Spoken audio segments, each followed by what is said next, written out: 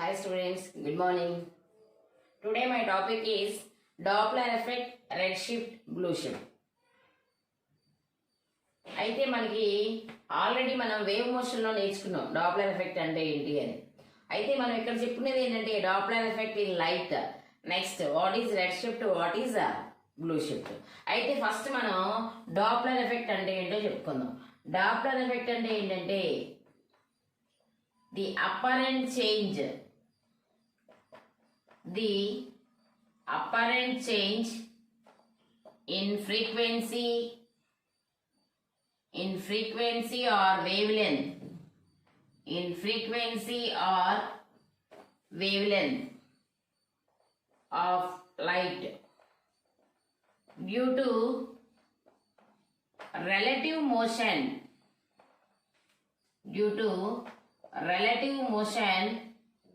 between the source of light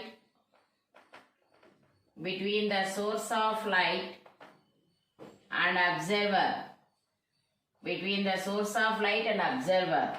is called Doppler effect in light. So ఇక్కడ Doppler effect అంటే ఏంటంటే ఒకసారి చూడండి అమ్మా, మనం ఫస్ట్ లెసన్ లో చెప్పుకున్న దానికి దీనికి కొంచెం డిఫరెన్స్ ఉంటుంది. ఏంటంటే అక్కడ ఏం చెప్పుకున్నాం అంటే సేమ్ ఇదే definition. The apparent change in frequency of sound due to relative motion between the source of sound and observer కి సౌండ్ కి మధ్య ఉన్న రిలేటివ్ మోషన్ వల్ల ఫ్రీక్వెన్సీ చేంజ్ అయినట్టు అనిపిస్తుంది. దాన్నే మనం డాప్లర్ ఎఫెక్ట్ అన్నాం అక్కడ సౌండ్ లో. ఇక్కడ ఏం చెప్తున్నామంటే the apparent change in frequency or wave length of light due to the relative motion between the source of light and observer is called Doppler effect in light. అంటే ఏంటంటే ఇక్కడ ఏంటంటే లైట్ కి సోర్స్ ఆఫ్ లైట్ కి observer కి మధ్య ఉన్న relative motion వల్ల ఆ లైట్ యొక్క ఫ్రీక్వెన్సీలో కానీ వేవ్ లెంత్ లో కానీ చేంజ్ వచ్చినట్టు కనిపిస్తుంది. ఫ్రీక్వెన్సీలో కానీ వేవ్ లెంత్ లో కానీ చేంజ్ వచ్చినట్టు కనిపిస్తుంది. దీన్నే మనం డాప్లర్ ఎఫెక్ట్ ఇన్ లైట్ అంటాం. ఏమంటావమ్మా? డాప్లర్ ఎఫెక్ట్ ఇన్ లైట్ అంటాం. దీనికి బెస్ట్ ఒక ఎగ్జాంపుల్ చెప్పుకుందాం. జనరల్ గా మనం ఏం చేస్తున్నాం, సౌండ్ అప్పుడు రైల్వే ప్లాట్ఫామ్ తీసుకున్నాం. Train is moving towards the observer, train is moving away from the observer అని చెప్పి మనం ఎగ్జాంపుల్స్ తీసుకుందాం. ఇక్కడ ఏం చేస్తున్నాం అంటే ఫర్ ఎగ్జాంపుల్కి అక్కడ అబ్జర్వర్ నిలబడి ఉన్నాడు, అటు నుంచి లైట్ సోర్స్ వస్తుంది. నేనే అబ్జర్వర్ అనుకోండి, నేనేంటమ్మా అబ్జర్వర్. అక్కడి నుంచి మనకి లైట్ వస్తున్నప్పుడు నేను ఇక్కడ ఎలా ఉన్నాను, రెస్ట్లో ఉన్నా. నేనేం మూవ్ అవ్వట్లా, నేను రెస్ట్లో ఉన్నా. లైట్ సోర్స్ కూడా రెస్ట్లోనే ఉంది. ఎలా ఉంది? రెస్ట్లో ఉంది. అంటే సోర్స్ రెస్ట్లోనే ఉంది, అబ్జర్వర్ రెస్ట్లోనే ఉన్నారు, ఎవరూ కదలట్లా. అప్పుడు ఆ సోర్స్ ఆఫ్ లైట్ నుంచి లైట్ రేస్ అనేవి వస్తాయి కదా. ఆ లైట్ రేస్ వస్తున్నప్పుడు ఆ లైట్ రేస్ అనేవి ఎలా ట్రావెల్ చేస్తున్నాయి? వేవ్ ఫామ్ లో ట్రావెల్ చేస్తాయి. ఎలా ట్రావెల్ చేస్తాయి? ఫర్ ఎగ్జాంపుల్కి చూడండి, ఇది సోర్స్ ఆఫ్ లైట్ అనుకుందాం. ఇది ఏంటిదమ్మా? Source of light. ఎక్కడెక్కడో అబ్జర్వర్ ఉన్నాడు. ఇప్పుడు ఈ సోర్స్ ఆఫ్ లైట్ నుంచి లైట్ రేస్ ఏ ఫామ్ లో వెళ్తాయి? వేవ్ ఫామ్ లో వెళ్తాయి. ఎలా వెళ్తాయి? వేవ్ ఫామ్ లో వెళ్తాయి. ఇక్కడ సోర్స్ ఆఫ్ లైట్ రెస్ట్ లోనే ఉంది, అబ్జర్వర్ రెస్ట్ లోనే ఉన్నాడు. సోర్స్ ఆఫ్ లైట్ ఏ ఫామ్ లో వెళ్తోంది? వేవ్ ఫామ్ లో ట్రావెల్ చేస్తుంది. సో ఇలా వేవ్ ఫామ్ లో ట్రావెల్ చేస్తూ ఉన్నప్పుడు ప్రతి వేవ్ కి కొంత వేవ్ లెంత్ ఉంటది కదా. సో దీని యొక్క వేవ్ లెంత్ ఎంత అంటే లాంబ్డా అనుకుందాం. వేవ్ లెంత్ ఎంతమ్మా? లాంబ్డా. నెక్స్ట్ ఈ వేవ్ కి ఎంతో కొంత ఫ్రీక్వెన్సీ ఉంటదిగా. ఫ్రీక్వెన్సీ ఆఫ్ ది వేవ్ ఎంత అంటే n. this is the original frequency of the wave. This is the original wavelength of the wave. ఓకేనా? ఒక్కసారి చూడండి. అబ్జర్వర్ రెస్ట్ లో ఉన్నాడు. అబ్జర్వర్ ఎలా ఉన్నాడు? రెస్ట్ లో ఉన్నాడు. సోర్స్ ఆఫ్ లైట్ ఎలా ఉంది? రెస్ట్ లో ఉంది. మూవ్ అవ్వట్లా. ఇద్దరు కూడా ఎక్కడ మూవ్ అవ్వట్లా. మూవ్ అవ్వనప్పుడు ఈ సోర్స్ ఆఫ్ లైట్ నుంచి ఒక లైట్ వేవ్ ఇలా వచ్చింది. లైట్ వేవ్ అంటే లైట్ రేస్ వస్తాయి కదా. అయితే వేవ్ ఆప్టిక్స్ లో లైట్ అనేది వేవ్ నేచర్ ఉంది అని చెప్పుకున్నాం. సో ఇలా వేవ్ లా ట్రావెల్ చేస్తుంది మనకు కనిపించాలి అంటే. అయితే వేవ్ కి వేవ్ లెంత్ ఎంత? లాండా. ఫ్రీక్వెన్సీ ఎంత? వేవ్ యొక్క frequency N. This is the original frequency, this is the original wave length. అయితే ఇక్కడ రిలేటివ్ మోషన్ లేదు. ఎందుకని? ఇద్దరు రెస్ట్ లోనే ఉన్నారు. రిలేటివ్ మోషన్ లేదు. కాబట్టి ఈ లైట్ యొక్క వేవ్ అనేది, ఈ లైట్ వేవ్ ఉంది కదా, దీని యొక్క ఒరిజినల్ ఫ్రీక్వెన్సీ ఎంత ఉందో, ఒరిజినల్ వేవ్ లెంత్ ఎంత ఉందో అలాగే కనిపిస్తుంది అబ్జర్వర్. ఫ్రీక్వెన్సీలో కానీ వేవ్ లెంత్ లో కానీ ఎటువంటి చేంజ్ రాదు. ఫ్రీక్వెన్సీలో కానీ వేవ్ లెంత్ లో కానీ ఎటువంటి చేంజ్ రాదు. ఎందుకని? Both are rest. ఇద్దరు ఎలా ఉన్నారు? రెస్ట్ లో ఉన్నారు. ఈ లైట్ వేవ్ నుంచి ఎన్ ఫ్రీక్వెన్సీ ఉండి లాండా వేవ్ లెంత్ ఉన్న ఒక లైట్ వేవ్ అనేది అబ్జర్వర్ దగ్గరికి వెళ్తుంది. ఓకేనా? అలా కాకుండా when source is in motion and observer at rest, అంటే ఏంటి? Source of light away from the observer, అది కూడా సోర్స్ మోషన్ లో ఉంది, అబ్జర్వర్ రెస్ట్ లో ఉన్నాడు. అయితే ఈ సోర్స్ కూడా moving away from the observer. అంటే ఏంటి? అబ్జర్వర్ నుంచి దూరంగా వెళ్ళిపోతుంది. సోర్స్ ఆఫ్ లైట్ అనేది అబ్జర్వర్ నుంచి ఎలా వెళ్ళిపోతుందమ్మా? దూరంగా వెళ్ళిపోతుంది. అబ్జర్వర్ నుంచి దూరంగా వెళ్ళిపోతున్నప్పుడు మనకి ఇక్కడ ఏం జరిగింది? దూరంగా వెళ్ళిపోతుంది కదా, ఇటు వెళ్ళిపోతున్నప్పుడు ఇక్కడ నుంచి ప్రొడ్యూస్ అయిన వేవ్ అనేది ఇలా ఫామ్ అయింది. అంటే ఈ వేవ్ లెంత్ ని నువ్వు లాంబ్డా డాష్ అనుకో. ఈ వేవ్ లెంత్ ఏమనుకుంటావు? లాంబ్డా డాష్ అనుకో. ఇక్కడ ఈ వేవ్ ఉన్న ఫ్రీక్వెన్సీని ఎన్ డాష్ అనుకో. ఫ్రీక్వెన్సీని ఏమనుకుంటావు? ఎన్ డాష్ అనుకుంటావు. అంటే ఇక్కడ నువ్వు అబ్జర్వ్ చేస్తే ఏమైందంటే, ఇందాక ఇద్దరు రెస్ట్ లో ఉన్నప్పుడు వేవ్ లెంత్ లాంబ్డా, ఫ్రీక్వెన్సీ ఎన్. తర్వాత source of light is moving away from the observer నుంచి దూరంగా వెళ్ళిపోతున్నప్పుడు ఈ వేవ్ యొక్క లెంత్ ఇంక్రీజ్ అవుతుంది. ఏమవుతుందమ్మా? ఇంక్రీజ్ అవుతుంది. అంటే వేవ్ లెంత్ ఇంక్రీజ్ అవుతుంది. మనకి ఒక రిలేషన్ ఉంది. ఏంటంటే lambda inversely proportional to 1/n. అంటే ఏంటంటే వేవ్ లెంత్ ఫ్రీక్వెన్సీ ఎప్పుడు కూడా ఇన్వర్స్లీ ప్రపోర్షనల్ గా ఉంటాయి. సో ఇన్వర్స్లీ ప్రపోర్షనల్ గా ఉంటాయి అంటే ఏంటి? వేవ్ లెంత్ ఇంక్రీజ్ అయింది అనుకోండి, ఫ్రీక్వెన్సీ డిక్రీజ్ అయింది. వేవ్ లెంత్ ఇంక్రీజ్ అయితే ఫ్రీక్వెన్సీ డిక్రీజ్ అయింది. ఇప్పుడు ఇక్కడ ఏం జరుగుతుంది? Source is moving away from the observer, then the wave length of the wave increases. ఈ వేవ్ యొక్క వేవ్ లెంత్ ఏమవుతుంది? ఇంక్రీజ్ అవుతుంది. ఎప్పుడైతే వేవ్ లెంత్ ఇంక్రీజ్ అయిందో ఫ్రీక్వెన్సీ ఏమవుతుంది? డిక్రీజ్ అవుతుంది. డిక్రీజ్ అవుతుంది. అయితే ఇక్కడ అబ్జర్వర్ ఉన్నాడు కదా, అబ్జర్వర్ కి ఎలా కనిపిస్తుంది? when the source is moving away from the observer, then the wavelength of the wave increases or frequency of the wave decreases, appears to the observer. మనకి అబ్జర్వర్ కి ఎలా కనిపిస్తుంది?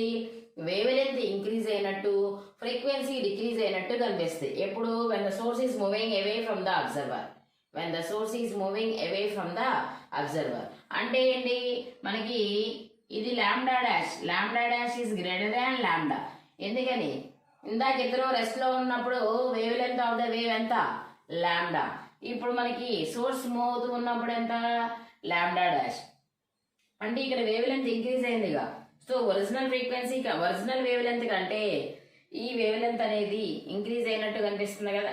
నెక్స్ట్ అదే విధంగా ఫ్రీక్వెన్సీ ఎన్ డాష్ లెస్ దాన్ ఎన్. అంటే ఏంటి? ఇక్కడ original frequency కంటే ఈ అప్పరెంట్ ఫ్రీక్వెన్సీ అనేది డిక్రీజ్ అయినట్టు కనిపిస్తుంది. ఇది ఎప్పుడు? when the source is moving away from the observer. Next ఇంకో కేసు తీసుకుందాం. ఇంకో కేసు ఏంటంటే when the source is moving towards the observer. When the source is moving towards the observer. ఇప్పుడేంటి, ఇందాకేంటి, అబ్జర్వర్ నుంచి దూరంగా వెళ్ళిపోతుంది. ఇప్పుడు అబ్జర్వర్ కి దగ్గరగా వస్తుంది అనుకుందాం. సో అబ్జర్వర్ కి దగ్గరగా అంటే when the source is moving towards the observer, this is source of light. Source is moving towards the observer. Observer కి దగ్గరగా వస్తున్నప్పుడు మనకి వేవ్ అనేది ఇలా ఫామ్ అయింది. అంటే ఏంటి, ఇక్కడ ఏం అబ్జర్వ్ చేశారు, వేవ్ లెంత్ అంటే ఇది wave length lambda double dash, this is wavelength, this is the wavelength of the wave. So దీన్ని అబ్జర్వ్ చేస్తే మీకు ఏమర్థమవుతుందమ్మా, వేవ్ లెంత్ ఏమైంది, డిక్రీజ్ అయింది. వేవ్ లెంత్ ఏమైంది, డిక్రీజ్ అయింది. సో ఎప్పుడైతే మీకు ఫార్ములా ఉంది కదా, lambda inversely proportional to 1/n, wavelength decrease అయిందో ఫ్రీక్వెన్సీ ఏమైంది, ఇంక్రీజ్ అయింది. ఫ్రీక్వెన్సీ ఏమైందమ్మా, ఇంక్రీజ్ అయింది. అప్పుడు మీకు కండిషన్ ఎలా తీసుకోవచ్చు, lambda double dash wavelength తగ్గిపోయిందిగా, లెస్ దాన్ లాంబ్డా. అదే ఫ్రీక్వెన్సీ తీసుకుంటే N double dash greater than N, N double dash greater than N. ఓకేనా, ఒకసారి అబ్జర్వ్ చేయండి. మనం ఏం చేస్తామంటే first source of light, observer ఇద్దరు రెస్ట్ లో ఉన్నారు. ఇద్దరు రెస్ట్ లో ఉన్నప్పుడు ఎటువంటి చేంజ్ కనిపించలా. సోర్స్ ఆఫ్ లైట్ నుంచి ఎంత ఫ్రీక్వెన్సీ, ఎంత వేవ్ లెంత్ ఉన్న లైట్ అనేది ఎమిట్ అయ్యిందో అంతా మనకి క్లియర్ గా కనిపించినట్టు అనిపిస్తుంది.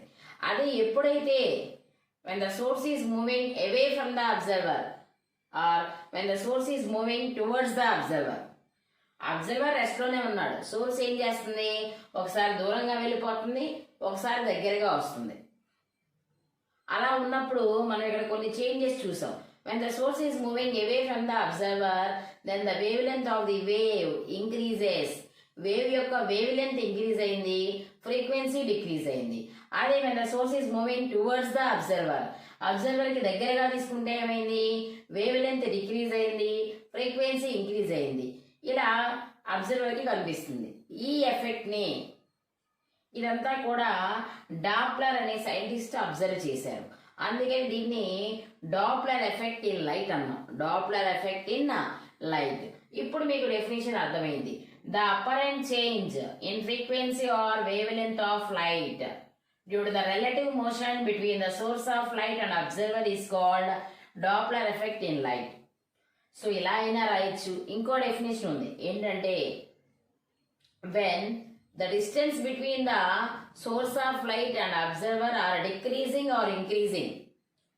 When the distance between source of light and observer, when the distance between source of light and observer are decreasing or increasing, అంటే ఈ ఇద్దరి మధ్య డిస్టెన్స్ తగ్గొచ్చు పెరగచ్చు. అలా అయినప్పుడు ఏమవుతుంది, when the distance between the source of light and observer are increasing or decreasing, then the frequency or wavelength of light appears to be changing to the observer. అంటే అప్పుడు observer కి ఎలా అనిపిస్తుంది, ఫ్రీక్వెన్సీ కానీ wave length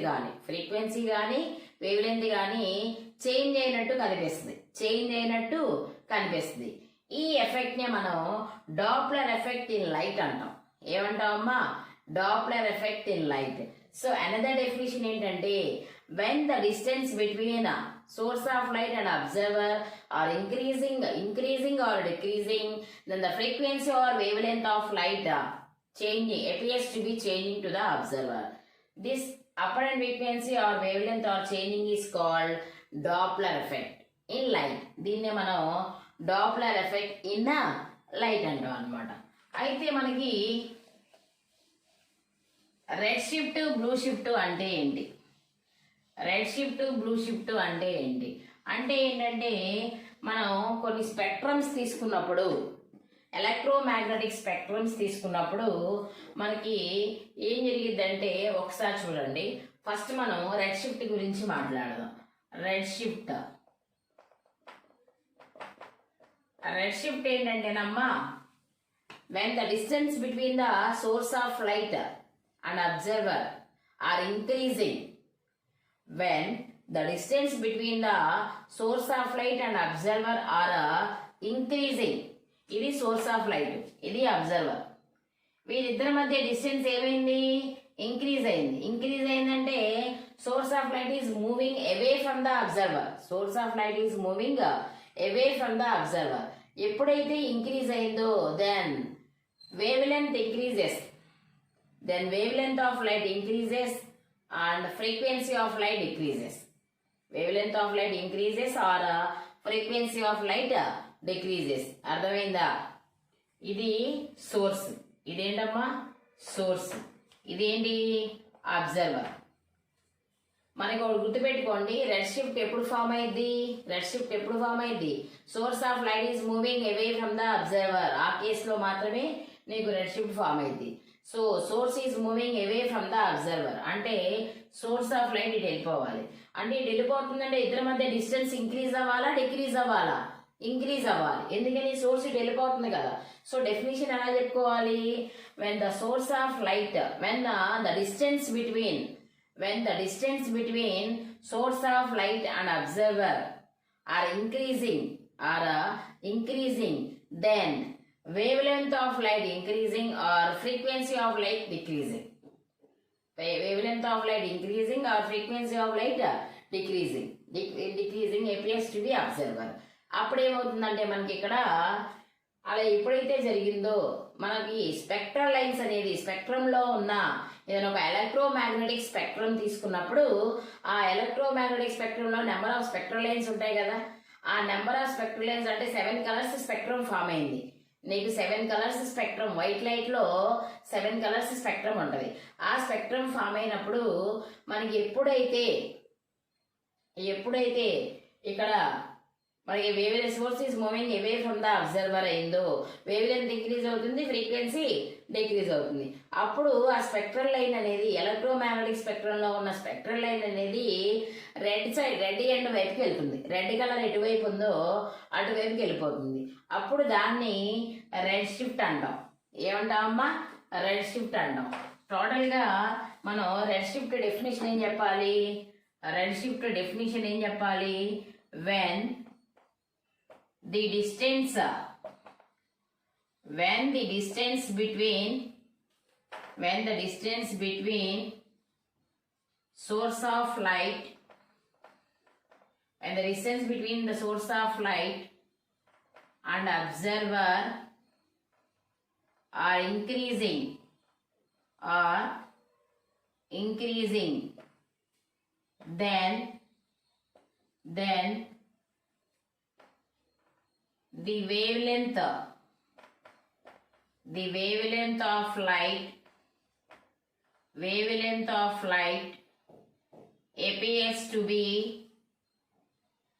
increasing or the frequency of light appears to be decreasing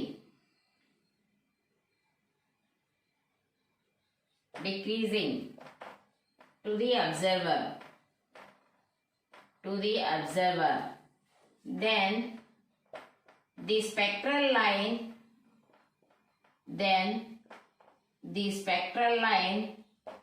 in a electromagnetic spectrum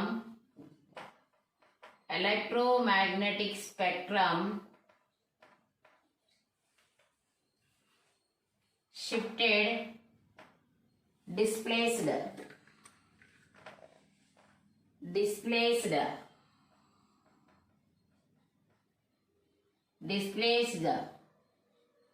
towards the red end, then it is called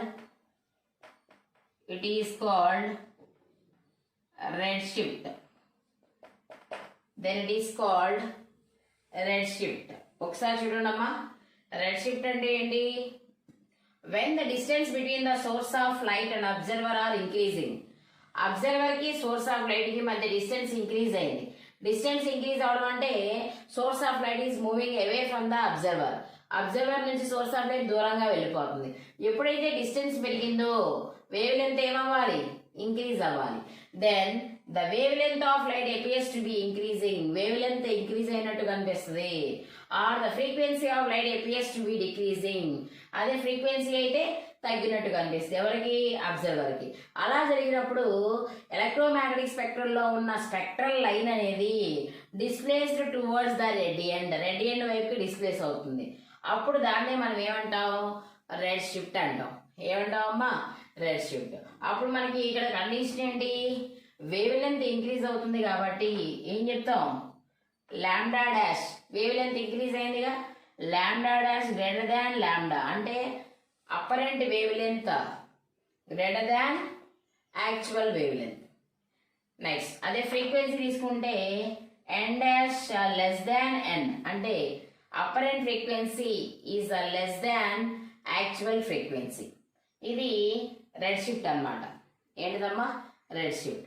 అదే మనం blue shift చెప్పాలి. Blue shift చెప్పాలనుకోండి చాలా ఈజీ. బ్లూ షిఫ్ట్ అంటే చూడండి, ఏం లేదు. When the distance between source of sound, source of light and observer are decreasing. ఇందాక ఏం చేసాం, అబ్జర్వర్ కి సోర్స్ ఆఫ్ లైట్ కి ఇంక్రీజ్ చేసాం డిస్టెన్స్. అంటే source is moving away from the observer. ఇప్పుడు ఏం చేస్తున్నాం, ఇద్దరి మధ్య డిస్టెన్స్ తగ్గిపోయింది. తగ్గిపోవడం అంటే ఏంటి, source is moving towards the observer. Source is moving towards the observer. కాబట్టి నేను ఇక్కడ ఏం రాస్తున్నా, డిక్రీజింగ్ అని రాస్తున్నా. సో ఎప్పుడైతే డిక్రీజ్ అయిందో distance between source of light and observer are decreasing. Decrease అయిందంటే రెండు దగ్గరికి వచ్చేస్తుంది. దగ్గరికి వస్తే వేవ్ లెంత్ ఏమైపోద్ది, డిక్రీజ్ అయింది. ఫ్రీక్వెన్సీ ఇంక్రీజ్ అయింది. Then the wave length of light appears to be ఏమని రాయాలి, decreasing. And frequency of light appears to be increasing to the observer. Then the spectral line in the electromagnetic spectrum displaced towards the blue end. అప్పుడు ఈ spectral line అనేది ఎటువైపు వెళ్ళిద్ది, blue end వైపు వెళ్ళిద్ది. అప్పుడు దీన్ని ఏమని పిలవాలి, బ్లూ షిఫ్ట్ అంటారు. ఏమని పిలవాలమ్మా, బ్లూ షిఫ్ట్ అంటారు. అప్పుడు ఇక్కడ కండిషన్స్ ఎలా ఉంటాయి మనకి, ఇక్కడ lambda double dash wavelength తగ్గిపోయిందిగా, less than original wave length. అదే N double dash greater than N. ఓకేనా, నీకు రెడ్ షిఫ్ట్ వస్తే బ్లూ షిఫ్ట్ వచ్చేస్తుంది. రెడ్ షిఫ్ట్ ఏంటమ్మా, కండిషన్ ఏంటి, when the distance between the observer and source of light are increasing, then the wavelength of light appears to be increasing or frequency of light appears to be decreasing to the observer. ఇక్కడ ఏంటి, when the distance between source of light and observer are decreasing, తగ్గిపోయింది. ఎప్పుడైతే తగ్గిపోయిందో wave length of light also decreasing, frequency of light increasing. Then the spectral line in electromagnetic spectrum displaced towards the blue end. Blue end వైపు వచ్చేస్తుంది. So then it is called blue shift. దాన్ని మనం ఏమంటాం, blue shift అంటాం. ఈ విధంగా మనకి question లో Doppler effect in light, red shift, next వచ్చేసి blue shift. Important 4 marks question అమ్మ, చాలా ఇంపార్టెంట్. వేవ్ ఆప్టిక్స్ లో చాలా సార్లు అడుగుతాడు. ఇది కంపల్సరీ మీరు నేర్చుకోవాలి. ఓకేనా, థ్యాంక్ యూ.